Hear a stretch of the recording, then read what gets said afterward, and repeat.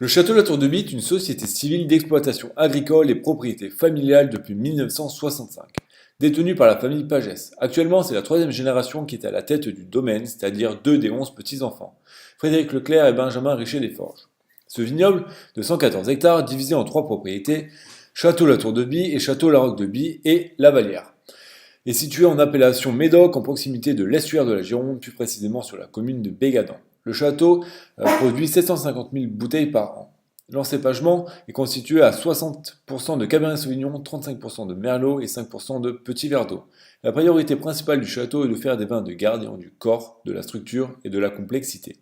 Le château Tour de By est porté depuis longtemps sur le développement de l'œnotourisme, c'est pourquoi le château accueille des visiteurs toute l'année gratuitement, visites et dégustations. En ce qui concerne la commercialisation des vins, les particuliers représentent 60% des ventes, 10% pour les cavistes et restaurateurs et 30% à l'export.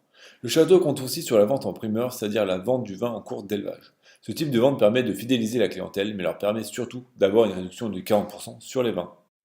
Au sein du château La Tour de By, j'ai été amené à faire diverses missions. La première étant la gestion de l'œnotourisme. Donc je devais premièrement m'occuper des visites du château. La visite de la boutique, la visite du muséum, la visite du cuvier et la visite des chais. Donc bienvenue dans le cuvier traditionnel en foudre de chêne. Ce sont des foudres qui servent à faire la fermentation alcoolique, transformation des sucres en alcool. Cependant, tout va commencer avec une vendange. Une vendange qui s'en suivra avec un éraflage et ensuite un foulage. Une fois qu'on a fait le foulage, il faut tout transférer dans nos cuves pour faire une première macération qui s'ensuivra ensuite d'une fermentation alcoolique. Je vous laisse me suivre pour la fermentation malolactique qui sera au fond du bâtiment. Au niveau du cadre, c'est bien. Oui, bah je vois. Ouais, c'est bien. Les gîtes, hein.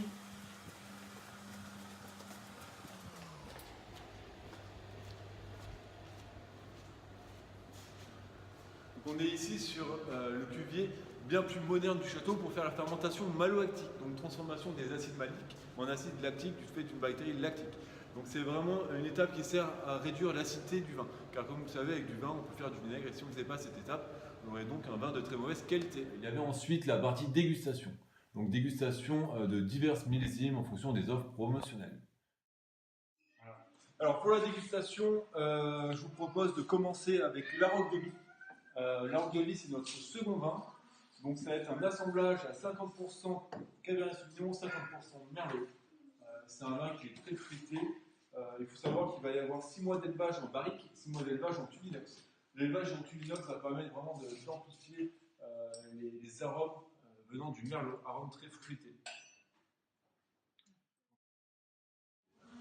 Alors si vous le souhaitez, on va poursuivre avec la Tour de By. Donc c'est une gamme de vin un petit peu au-dessus par rapport à notre second vin. Donc là c'est vraiment notre premier vin, c'est un vin avec un assemblage à 60% Cabernet Sauvignon, 35% Merlot et 5% Petit Verdot. C'est vraiment la bouteille qui a fait la renommée du château. Il faut savoir que c'est vraiment un vin de garde qui va garder 10-15 ans, voire 20 ans maximum. Si vous avez de bonnes conditions, on peut vraiment aller très loin. Voilà. On va donc poursuivre avec le 2015 si vous le souhaitez. Il faut savoir qu'on choisit souvent 2013 et 2015 parce que ça fait vraiment une belle comparaison. Le 2013 c'est vraiment un millésime qui est vraiment très humide, très frais. Le 2015 c'est souvent un millésime qui est très fruité, du fait d'un climat qui était très ensoleillé. Voilà. Donc c'est vraiment le même assemblage. C'est le même assemblage. Merci. Du coup, vous allez vraiment voir cet effet millésime qui est vraiment très intéressant. Vin beaucoup plus fruité, des arômes de baie noire, de baie rouge. C'est un vin qui peut se garder très très bien. Vraiment, 2015 c'est une année exceptionnelle et vraiment l'une des meilleures années de cette décennie. La seconde partie, c'est plutôt gestion de la boutique, donc gestion des stocks, gestion du merchandising, gestion du picking et également gestion des offres promotionnelles. Qu'est-ce que tu fais, Gaël? Je suis en train de gérer les stocks, c'est vrai qu'il manquait pas mal de bouteilles de Roque de By, donc voilà, je suis en train de refaire le point. Ouais. Mais tu gères quoi d'autre là aussi? Là, j'ai également fait le picking, donc j'ai préparé des caisses de 12 pour qu'on vienne les prendre directement. Ouais. Prendre des caisses de 6. Voilà.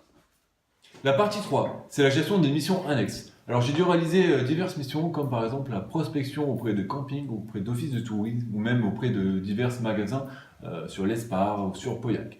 J'ai également dû participer à des événements comme Un jour en vigneron, J'ai également dû faire du démarchage téléphonique et j'ai dû participer à la gestion des réseaux sociaux. Pour la partie 4, c'était la gestion des tâches quotidiennes. Donc c'était des tâches comme faire de la facturation, faire des remises en banque, s'occuper de la gestion de la caisse, s'occuper